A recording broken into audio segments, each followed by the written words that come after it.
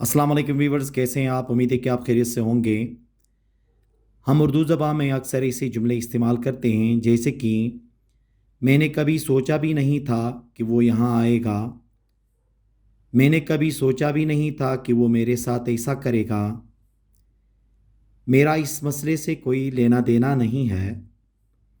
मुझे पक्का यकीन है कि वो अदालत में झूठ नहीं बोलेगा। ऐसे जुमले हम अपने रोज़मर्रा ज़िंदगी में बहुत ज़्यादा इस्तेमाल करते हैं। जब इनको इंग्लिश में ट्रांसलेट कर रहे होते हैं तो उस वक्त जो स्ट्रक्चर इस्तेमाल होते हैं वो आज की इस क्लास में तफसीलन डिस्कस कर लेंगे। वो तमाम व्यूअर्स जिन्होंने अभी तक चैनल सब्सक्राइब नहीं किया, आप चैनल सब्सक्राइब करके बेल का आइकन दबा लें ताकि हर लेक्चर का नोटिफिकेशन आपको आसानी से मिल सके। तो आइए आज के इस लेक्चर में तीन मुख्तलिफ स्ट्रक्चर डिस्कस कर लेंगे। तो हमारा पहला जो स्ट्रक्चर होगा वो है would have never guessed that.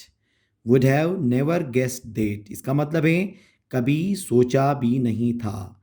कभी सोचा भी नहीं था कि कहने के लिए क्या इस्तेमाल करते हैं हम? Would have never guessed that. अब इसका जो फार्मूला बनता है कुछ इस तरह से बनेगा, देखें।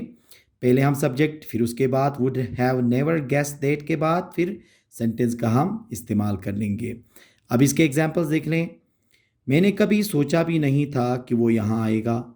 मैंने कभी सोचा भी नहीं था कि वो यहाँ आएगा। I would have never guess that he would come here. I would have never guess that he would come here.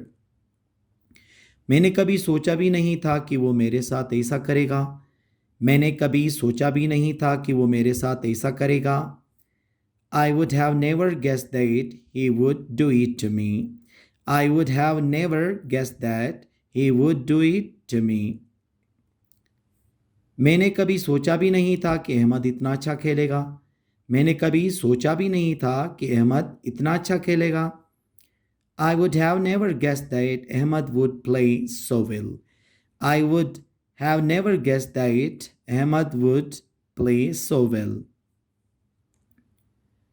मैंने कभी सोचा भी नहीं था कि वो धोखा देगा। मैंने कभी सोचा भी नहीं था कि वो धोखा देगा। I would have never guessed that he would deceive. I would have never guessed that he would deceive. तो हमने क्या पढ़ा? हमारा पहला स्ट्रक्चर हो गया would have never guessed that, और ये हम उस वक्त इस्तेमाल करेंगे जब हम उर्दू में ऐसे सेंटेंस इस्तेमाल करते हैं जिसमें कभी सोचा भी नहीं था। कभी सोचा भी नहीं था, या इसको ये भी कह सकते हो कि मुझे अंदाज़ा ही नहीं था। इस सेंस में भी हम इसको इस्तेमाल करते हैं। अब हम सेकंड जो हमारा स्ट्रक्चर है वो डिस्कस कर लेंगे। सेकंड स्ट्रक्चर है nothing to do with. Nothing to do with इस्तेमाल होता है किस चीज़ के लिए? से कोई लेना देना नहीं। से कोई लेना देना नहीं का मतलब है किसी भी काम से या किसी भी चीज़ से हमें लेना देना नहीं, ठीक है? या किसी से हमें हमारा कोई ताल्लुक़ नहीं कहने के लिए भी हम इस्तेमाल कर सकते हैं। इसका जो फार्मूला बनता है पहले सब्जेक्ट, फिर उसके बाद हैव हैज़ प्रेजेंट के लिए, हेड जो होगा हम पास्ट के लिए इस्तेमाल करेंगे। फिर उसके बाद हम इस्तेमाल करते हैं नथिंग टू डू विथ के बाद उस चीज़ का नाम होगा जो कि हम इस्तेमाल कर रहे होते हैं। जैसे कि देखें, मेरा इस मसले से कोई लेना देना नहीं है।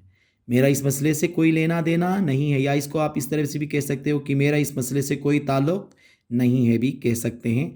अब इसका जो इंग्लिश होगा वो इस तरह से होगा I have nothing to do with this problem. I have nothing to do with this problem. मेरा इससे कोई लेना देना नहीं है, या मेरा उससे कोई लेना देना नहीं था। अब क्या होगा? I had nothing to do with him. I had nothing to do with him, क्योंकि ये पास्ट के लिए इस्तेमाल हुआ है। मेरा उससे कोई लेना देना नहीं था, तो फिर हमने क्या इस्तेमाल किया? यहाँ पे हेड का इस्तेमाल किया, हैव का इस्तेमाल नहीं किया। उसका मेरे कारोबार से कोई लेना देना नहीं है। उसका मेरे कारोबार से कोई लेना देना नहीं है, तो इसका क्या बनेगा? He has nothing to do with my business. He has nothing to do with my business. यहाँ ही लग गया था तो फिर इसके साथ हम क्या लगा देते हैं? हैज़ का इस्तेमाल करते हैं। समझदारी का खूबसूरती से कोई लेना देना नहीं है। समझदारी का खूबसूरती से कोई लेना देना नहीं है। Intelligence has nothing to do with beauty. Intelligence has nothing to do with beauty. तो हमारा सेकंड स्ट्रक्चर कौन सा हो गया? नथिंग टू डू विद का स्ट्रक्चर हो गया, जो कि हम उर्दू में से कोई नहीं लेना देना या लेना देना नहीं, ऐसे जो जुमले आते हैं उनको ट्रांसलेट करने के लिए ये स्ट्रक्चर इस्तेमाल करते हैं। अब जो थर्ड स्ट्रक्चर है हमारा डैम श्योर। डैम श्योर इस्तेमाल होता है पक्का यकीन। सिर्फ ये श्योर जो होता है वो यकीन के लिए, ठीक है, मुझे यकीन है कहने के लिए आई एम श्योर, लेकिन जब पक्का यकीन कहते हो आई एम डैम श्योर, ठीक है। अब इसका फार्मूला कुछ इस तरह से बनेगा, सबसे पहले सब्जेक्ट, फिर उसके इज़ एम आर जो हम इस्तेमाल करेंगे, उसके बाद वो प्रेजेंट के लिए इस्तेमाल करेंगे, वाज और वर इस्तेमाल करेंगे पास के लिए, फिर उसके बाद हम डैम श्योर, फिर उसके बाद आगे आपने सेंटेंस इस्तेमाल करना है।